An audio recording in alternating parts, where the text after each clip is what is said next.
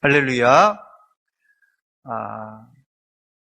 2021년이 새롭게 밝았지만 우리가 비대면으로 계속 예배 드리면서 여러분들이 적응을 하셨는지 모르겠습니다. 사실은 설교하는 제가 적응이 안 됐습니다. 사람을 만나야 되는데 만날 수 없고 영상으로 여러분들을 만난다는 것이 목사의 심정이 얼마나 답답한지 모릅니다. 여러분들도 같은 마음인 줄 알지만 이 고난의 터널 얼마 남지 않았습니다. 끝까지 인내해서 승리하시고 또 기쁜 얼굴로 예배당에서 만날 수 있도록 여러분 계속해서 기도해 주시기 바랍니다. 2021년 우리 교회 표어는 세상에 위로와 희망을 주는 기쁨의 성도라고 잡았습니다. 지난주에 제가 위로에 대해서 말씀드렸는데 오늘은 두 번째 키워드 이 희망에 관하여 말씀드리겠습니다. 오늘 말씀의 요절이 본문 11절입니다. 여호와의 말씀이니라 너희를 향한 나의 생각을 내가 아나니 평안이요 재앙이 아니니라. 너희에게 미래와 희망을 주는 것이니라 했습니다. 이 말씀의 배경이 중요한데 이 당시 북이스라엘은 이미 주전 722년에 아수르에게 멸망당한 상태입니다. 그 이후에 신흥 제국이었던 바벨론이 일어나서 남유다를 공격하여 주전 605년에 예루살렘은 1차 함락을 당합니다. 이때 다니엘과 세 친구들이 포로로 끌려가게 됩니다. 8년 후 주전 597년 바벨론 군대는 2차 침공을 하게 되는데 이때 유다 왕 여호야긴을 비롯한 많은 귀족이 바벨론으로 끌려갑니다. 여호야긴을 오늘 예레미야 본문에는 여고니아 왕으로 표기했는데 동일인입니다. 여고니아 왕을 포로로 끌려가는 대신에 바벨론은 이 꼭두각시 같은 이 시드기야를 이 여고니아의 숙부인 시드기야를 왕위에 앉힙니다. 그러나 주전 586년 시드기야는 바벨론을 배반했습니다. 그때 바벨론이 이제 새 3차 침공을 해서 예루살렘은 그때 완전히 함락되고 초토화돼 70년 동안 황폐한 상태로 내버려집니다. 첫 번째 오늘 살펴볼 말씀은 선지자 예레미야는 제2차 바벨론 포로로 끌려간 사람들에게 위로와 희망의 메시지를 편지로 보냅니다. 예레미야 29장 3절 말씀에 보니까 사반의 아들 엘라사와 힐기야의 아들 그마랴 편에 이 예레미야 선지자의 편지를 보내게 되는데 불행 중 다행인 것은 바벨론의 포로 정책은 아수르의 정책과는 달라서 유대인들만 모여 사는 정착촌을 군데군데 허락받습니다. 이 아수르는 혼합 결혼을 하고 이 통혼을 해서 이 민족을 섞어버리는데 바벨론은 이 포로로 이스라엘만 포로로 끌려온 것이 아니라 여러 주변의 나라들이 포로로 끌려와서 자기들 나름대로의 집성촌을 이루게 했습니다. 그 결과 유대인들은 바벨론에서 자신들의 문화와 종교를 지킬 수가 있었습니다. 그러나 그래봤자 포로 생활이요 노예 신세였습니다. 그러니 얼마나 암울했겠습니까? 육신은 그렇다 손 치더라도 그들의 마음은 침통하고 우울하고 또 침울했을 것입니다. 이런 사람들에게 선지자 예레미야의 편지는 이렇게 시작합니다. 본문 4절입니다. 만군의 여호와 이스라엘의 하나님께서 예루살렘에서 바벨론으로 사로잡혀가게 한 모든 포로에게, 모든 지금 2차 포로들에게 지금 편지한 겁니다. 모든 포로에게 이와 같이 말씀하시니라 하면서 5절 이하에 구체적인 위로와 희망의 내용을 담고 있습니다. 첫 번째 위로의 말씀은 바벨론에 가서 너희들 집도 짓고 텃밭을 만들고 결혼하여 자손을 번성하게 하라는 주문입니다. 본문 5절과 6절에 나온 내용인데요. 너희는 집을 짓고 거기서 살며 텃밭을 만들고 그 열매를 먹으라. 아내를 맞이하여 자녀를 낳으며 너희 아들이 아내를 맞이하며 너희 딸들이 남편을 맞아 그들로 자녀를 낳게 하여 너희가 거기에서 번성하고 줄어들지 아니하게 하라라는 주문입니다.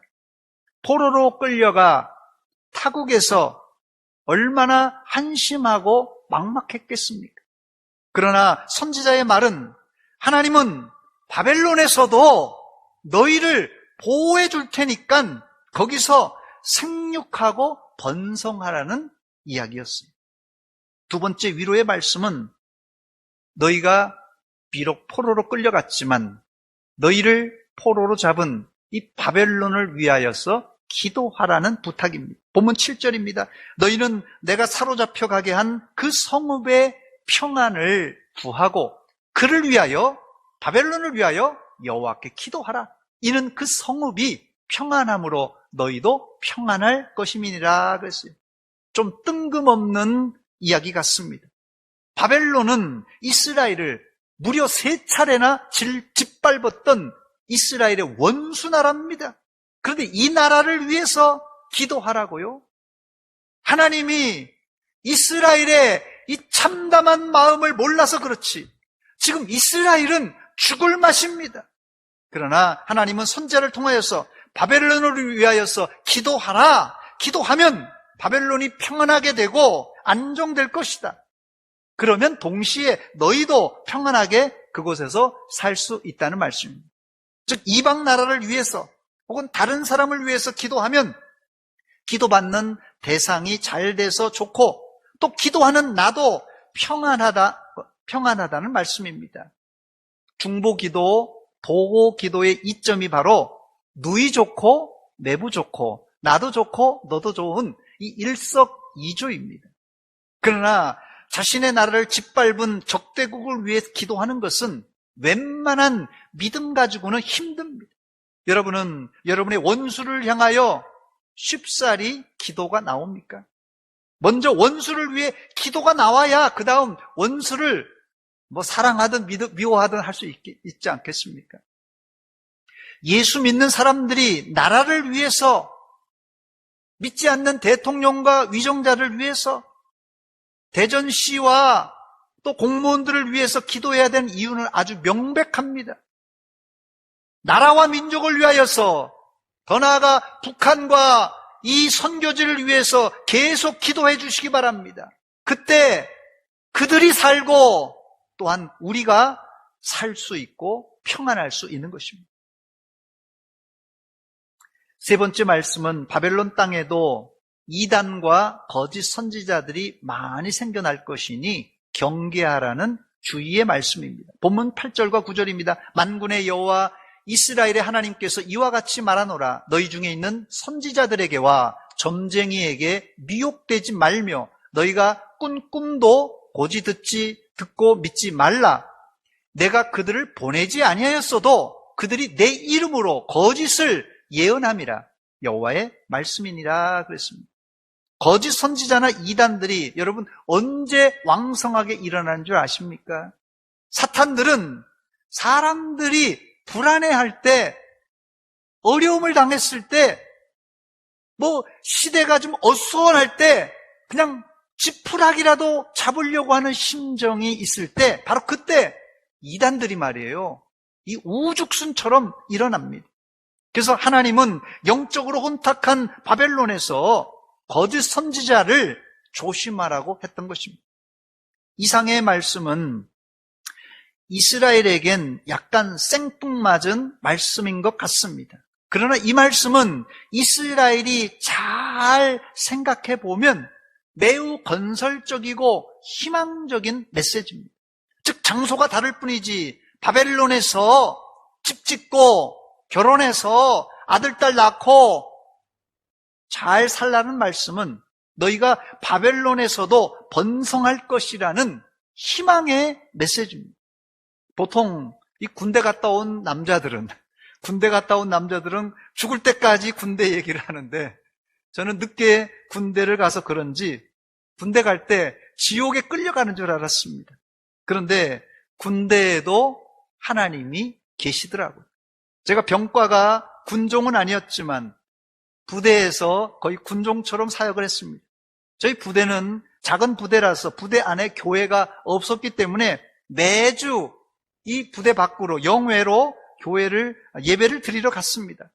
부대 바로 외곽에 작은 감리교회가 있었습니다.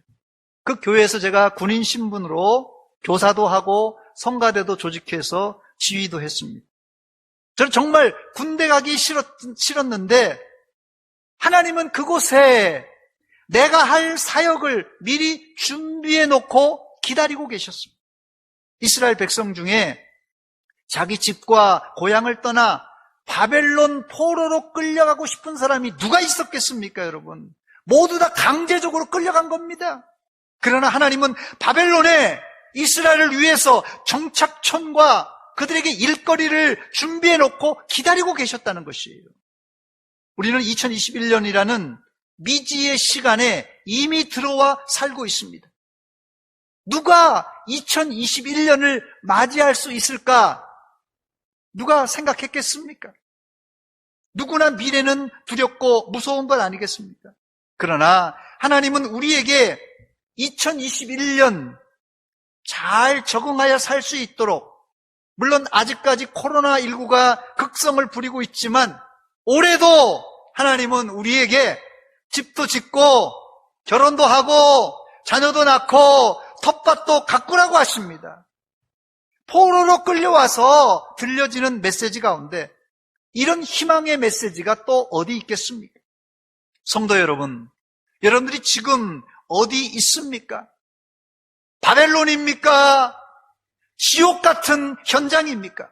두려워하지 마시고 하나님이 여러분들을 위하여 준비해 두신 집과 텃밭과 사랑할 배우자를 맞이하여 자손도 낳고 번성하시기 바랍니다. 이게 하나님의 뜻이에요. 이것이 고생 중의 낙입니다. 어디 있든지 희망을 볼 줄 아는 사람이 믿음의 사람입니다. 어디 있든지 희망을 볼 줄 아는 사람이 믿음의 사람이에요. 1488년 처음 희망봉을 발견한 포르투갈 탐험가 바르톨로메오 디아스라는 사람이 인도로 가려고 했습니다. 인도로 가려는 항로를 찾다가 이 희망봉에서 너무 거센 바람과 폭풍을 만나서 인도에 가지 못하고 희망봉에 닻을 내리고 말았습니다. 그 닻을 내리고는 그곳 이름을 너무 폭풍이 심하니까 폭풍의 곳이라는 이름을 명명했습니다. 그 후에 9년 뒤 또 다른 탐험가가 폭풍의 곳을 무사히 통과해 인도까지 갔는데 그때부터 이곳은 폭풍의 곳이 아니라 희망의 곳으로 불려졌고, 희망의 곳은 지금 우리에게는 희망봉, Cape of Good Hope라는 이름으로 알려진 곳입니다. 같은 지명이 어떤 사람에게는 폭풍의 곳이었는데 어떤 사람에게는 희망의 곳으로 불려지기도 합니다. 이스라엘에게 바벨론 포로 기간은 지옥이었어요. 말 그대로 노예 생활이었습니다. 그들은 그렇지만은 하나님의 위로의 말씀을 붙들고 그곳을 희망의 장소로 바꾸어 놓았습니다. 이게 믿음의 사람의 행보입니다. 두 번째, 그러나 문제는 바벨론 거주할 기간이 너무 긴 것이 이스라엘에게는 절망적이었어요. 몇 년입니까? 70년에 70년, 자그마치 70년. 본문 10절입니다. 여호와께서 이와 같이 말씀하시니라. 바벨론에서 몇 년이요? 70년이 차면 내가 너희를 돌보고 나의 선한 말을 너희에게 성취하여 너희를 이곳으로 돌아오게 하리라. 저는 이제 겨우 60을 먹었는데 70년이라는 시간은 당시 평균 생존 연령과 비교하면 한 세대, 두 세대를 넘어 세 세대까지 이르는 아주 70년은 까마득한 시간입니다. 까마득한 시간. 작년이 우리나라 6.25 전쟁 발발 70주년 기념행사를 거행했습니다. 저는 분단의 시간이 점점 길어지면서 과연 우리나라가 통일될 수 있을까 하는 의문이 들기 시작했습니다. 이제 남한도 북한도 모두 다 지쳐서 이 70년이라는 세월이라는 것이 얼마나 깁니까? 지금 이대로라면 앞으로 통일을 반대하는 사람들이, 아마 젊은이들은 아마 통일을 반대하는 사람들이 더 많을 것 같아요. 여기 70이라는 기간이 상징적인데 성경의 이 7이라는 숫자는 완전수입니다. 남유다가 왜 70년간이나 이 긴 포로 생활을 해야만 했습니까? 유다의 멸망 원인은 본문 19절에 나오는데 여호와의 말씀이니라. 너희들이 내 말을 듣지 않았기 때문이라. 내가 내 종 선지자들을 너희에게 꾸준히 보냈으나, 선지자들을 꾸준히 보냈으나 너희는 그들의 말을 듣지 않았느니라 그랬습니다. 이스라엘의 멸망한 원인은 하나님이 꾸준히 보낸 선지자의 말, 하나님의 말씀을 듣지 않은 결과입니다. 결국 이스라엘은 70년간 바벨론 포로 생활을 해야만 했습니다. 문제는 이 70년이란 기간입니다. 70년이란 기간.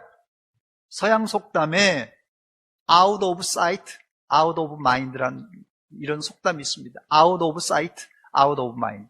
눈에서 멀어지면 마음에서도 멀어진다라는 뜻입니다. 말이 70년이지 70년이 지나면 좋아하는 사람도 심지어 가족도 고향도 잊혀지는 법입니다.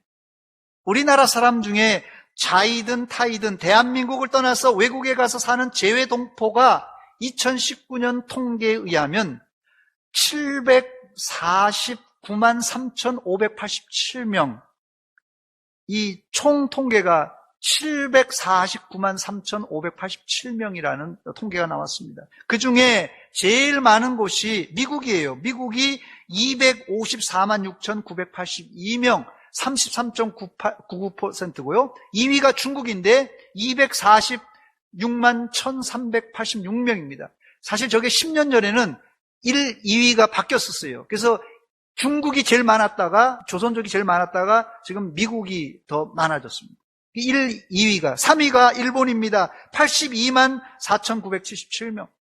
그 다음이 구소련에 흩어진 고려인들인데 약 60만 명 정도 됩니다만은 여기 통계는 안 나와 있더라고요. 또 그리고 유럽과 각지에 흩어진 게 한 10% 정도 흩어져 있다고 합니다.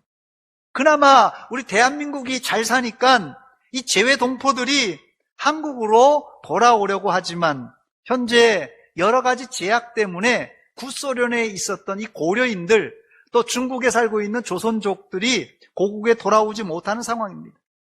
구소련에 흩어진 우리 동포들은 이미 5대를 넘었다는 그런 이야기를 들었습니다. 한국말을 거의 못하는 고려인 5세가 한국에 대하여 얼마나 간절한 마음을 가지고 있을까요? 방금 말씀드린 대로 out of sight, out of mind입니다. 이들이 한국을 보지도 못했기 때문에 한국에 대한 마음이 점점점 식어진다는 것입니다. 100년 이상 한국과 교류하지 않았기 때문에 이제는 이 구소련에 남아있는 우리 고려인들은 거의 이방인처럼 이방인같이 되고 말았습니다. 그래도 우리나라 사람들이 고향에 대한 향수심은 세계 어느 나라와 비교해도 뒤지지 않는데 1972년 가수 김상진 씨가 불렀던 고향이 좋아라는 노래, 아마 나이 지긋하신 어른들은 다 기억하고 있을 텐데요. 저도 어릴 적에 많이 불렀던 노래입니다. 우리나라 사람들이 얼마나 고향을 그리워하는지를 잘 표현해주는 노래입니다. 타향도 정이 들면 고향이라고 그 누가 말했던가 말을 했던가 바보처럼 아니야 그것은 거짓말 향수를 달래려고 술이 취해 하는 말이야. 타향은 싫어 고향이 좋아. 아마 다 기억하실 것입니다. 요새 트로트를 좋아하는 분위기라서 제가 한번 불러보려고 그랬는데 이게 목이 좀 잘 안 나오네요.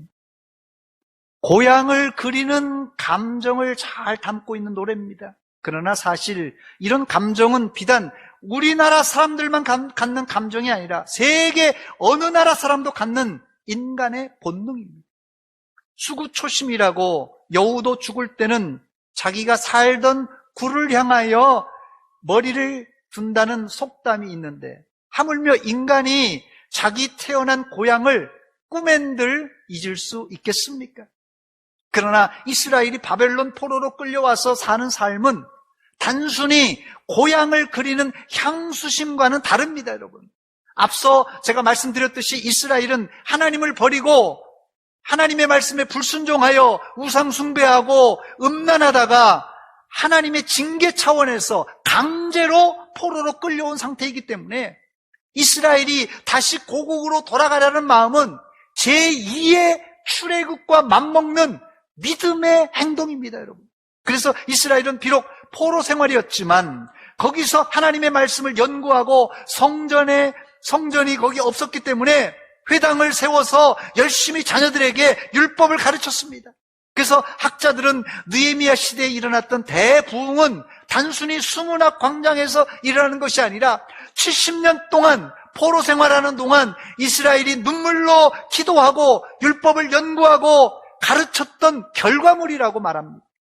그 결과 포로기 이후에 수문학 광장에서 일어났던 부흥은 구약 역사상 부흥 가운데 가장 오랜 시간, 가장 오랫동안 지속된 부흥이라는 평가를 신학자들이 내립니다.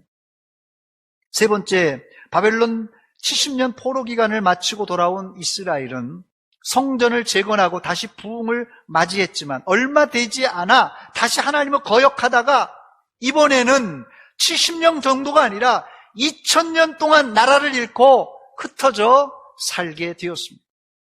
이스라엘이 2000년 동안 전 세계에 뿔뿔이 흩어져 살게 될 때 그들은 가는 곳마다 환영하는 분위기가 아니라 반유대인 세력 때문에 중세에는 마녀 사냥으로 많은 사람들이 죽임을 당했고 재산을 몰수당했습니다. 또 20세기 들어와서는 독일 히틀러에 의해서 600만 명이 유대인들이 학살을 당합니다. 이 중세와 이 독일에서 죽임당한 유대인들, 사실은 배후 세력이 누굽니까? 사실 다 기독교인들이 죽인 거예요. 전 그런 면에서 개신교 목사로서 유대인들에게 사죄하고 싶은 마음이 있습니다. 중세에 이 기독교라는 이름을 가지고 또 독일 히틀러가 기독교라는 이름을 가지고 유대인 말살 정책을 펼쳤던 것입니다. 70년 정도야 기다릴 수 있지만 2000년 동안 나라를 잃어버렸다면 희망이란 말조차도 하기 힘든 완전한 절망 상황입니다. 그런데 어떻게 되었습니까? 하나님은 그 이스라엘을 1948년 5월 14일 기적적으로 다시 회복시켜 주셨습니다. 저는 이스라엘의 역사를 보면서 이것이 성경이 말하는 희망이라는 것을 발견했습니다. 본문 11절에 나오는 희망이라는 단어는 히브리어로 티크바입니다. 저를 한번 따라서 하시기 바랍니다. 티크바. 이스라엘은 이 티크바에 하라는 정관사를 붙여서 하티크바, 그 소망이라는 이름을 부르는데요. 한번 다시 따라서 하시기 바랍니다. 하티크바. 이 그 소망이란 제목으로 애국가를 만들었어요. 원래 이 곡은 나라가 건국되기 오래전에 나프탈리 헤르즈 임베르라는 사람에 의해서 작곡되었습니다. 구소련 지역에서, 이것도 뭐 이스라엘에서 만든 게 아니라 구소련 지역에서 만든 곡입니다. 그리고 사무엘 코엔이라는 작곡자가 여기다 곡을 붙였는데, 이 곡은 1948년에 이스라엘이 영국으로부터 독립되면서, 물론 그때는 국가로 인정을 안 했습니다. 나중에 국가가 인정됩니다만은 그때부터 계속 뭐 인정해주나 안 해주나 그냥 자연스럽게 국가가 된 곡입니다. 그런데 이 작사자와 작곡자 모두 이스라엘의 독립을 보지 못하고 숨을 거두었습니다. 그들은 독립을 그토록 애타게 기다렸지만 자신의 세대의 독립을 보질 못했습니다. 그러나 자손들에게 하티크바, 희망이라는 가사와 곡을 남겼을 때 결국은 이스라엘이 2000년 만에 독립할 수 있었던 것입니다. 여러분, 말이 2000년이지 우리나라로 비유하자면 저기 가야가 독립하겠다는 거예요. 가야가. 극망가야가 우리 가야니까 독립하겠다. 그런 말하고 똑같습니다. 그렇다면 어떻게 유대인들은 2000년을 떠돌아다녔지만 나라와 종교 그리고 문화를 잃지 않고 보존할 수 있었던 것입니까? 그 이유를 한마디로 요약하자면 희망을 잃지 않았기 때문에 그렇습니다. 그 희망이 유대인들의 마음에 보존할 수 있었던 것은 3500년 동안 그들이 붙들었던 하나님의 말씀, 약속을 붙들고 지켰기 때문에 그렇습니다. 여러분, 우리가 가진 희망은 그냥 내년에 좀 나아질 거야, 조금만 참아, 이런 정도가 아닙니다. 10년, 20년, 아니 100년, 1000년, 2000년 동안이라도 하나님의 약속을 기다릴 수 있어야 비로소 희망, 소망이라고 말할 수 있습니다. 이게 성경에서 말하는 희망, 소망의 내용입니다. 그런데 여러분, 우리만 기다리는 것이 아니라 하나님이 우리의 구원을 위해서 지금까지 1000년, 2000년을 기다리고 또 기다리고 계십니다. 그러므로 우리는 혼자가 아닙니다. 희망을 가지시기 바랍니다. 제가 이스라엘의 애국가 하티크바를 한번 불러보겠습니다.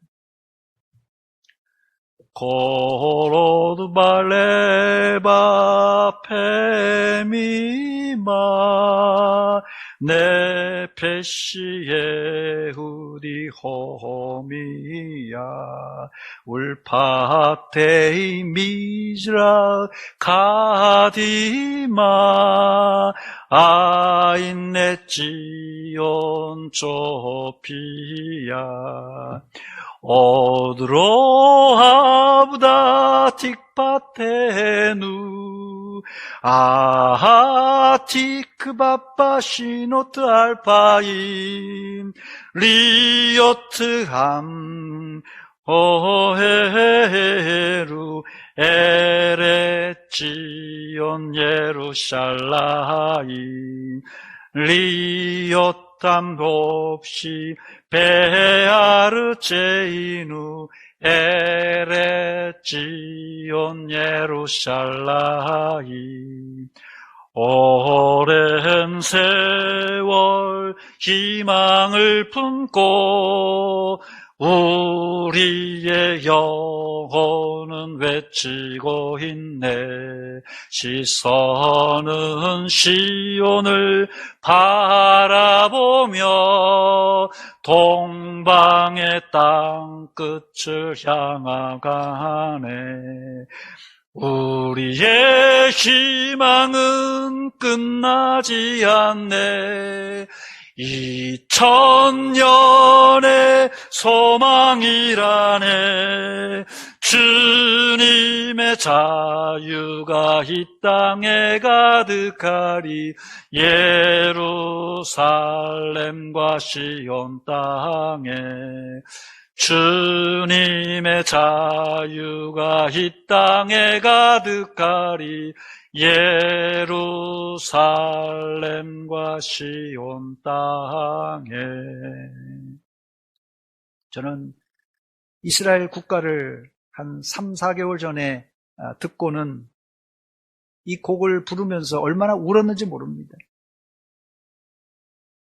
유대인들이 2000년 동안 나라를 잃고 갖은 수모를 당하면서 희망을 잃지 않고 기도하고 기다리고 통곡하며 기다린 결과 하나님의 때에 이스라엘이 독립하게 되었다는 것이 얼마나 감격스러운지 모릅니다.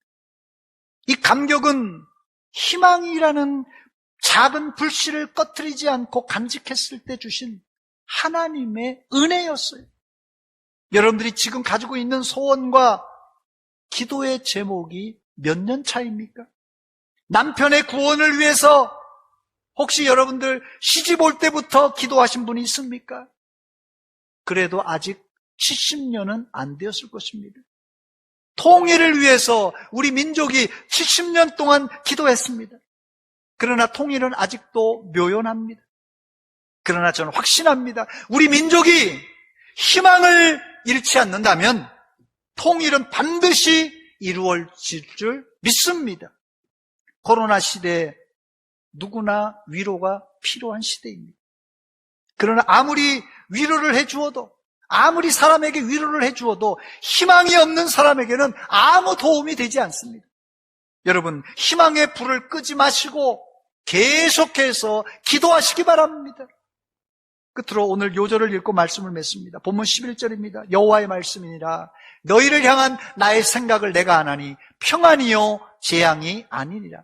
너희에게 미래와 희망을 주는 것이니라. 이건 김용환 목사의 말이 아닙니다. 하나님의 말씀입니다. 여호와의 말씀입니다. 지금 코로나19는 우리에게 단지 재앙만 주려는 것이 아니라 평안을 주고 더 나아가서 미래와 희망을 주려는 하나님의 은혜입니다. 사랑하는 여러분, 우리의 희망은 단지 이 땅 위에서 잘 먹고 잘 살기 위한 것이 아닙니다. 여러분들의 스케일을 1년, 10년 단위가 아니라 최소한 100년, 200년, 아니 1000년, 아니 영원을 바라보시기 바랍니다. 영원을 바라봐야 됩니다. 본문 13절에 너희가 온 마음으로 나를 구하면 나를 찾을 것이요 나를 만나리라 약속하였습니다. 희망이 있는 자는 온 마음으로 기도하는 자입니다. 기도하는 자. 사랑하는 여러분, 기도의 줄을 놓지 마시기 바랍니다. 계속 기도하시기 바랍니다. 하나님의 때에 반드시 응답이 올 줄 믿습니다. 같이 기도하겠습니다. 하나님 우리 아버지, 은혜와 사랑 감사드립니다. 코로나19로 인해서 우리가 희망을 잃어버렸습니다. 우리의 크고 작은 장애물로 주저앉아 있습니다. 오늘 예레미야 선지자를 통하여서 우리에게 주신 이 희망의 메시지, 미래의 메시지를 우리 마음에 담게 하여 주시었고, 어떤 좌절과 희망을 빼앗아가는 장애물이 있을지라도 끝까지 하나님께 매달려 기도함으로 하나님의 때에 그 희망이 이루어지게 하여 주시옵소서. 우리가 어려울지라도 하나님의 약속을 붙들고 승리하는 우리 대전 서문교회 성도들 다 되게 하여 주시옵소서. 예수님의 이름으로 기도하옵나이다. 아멘.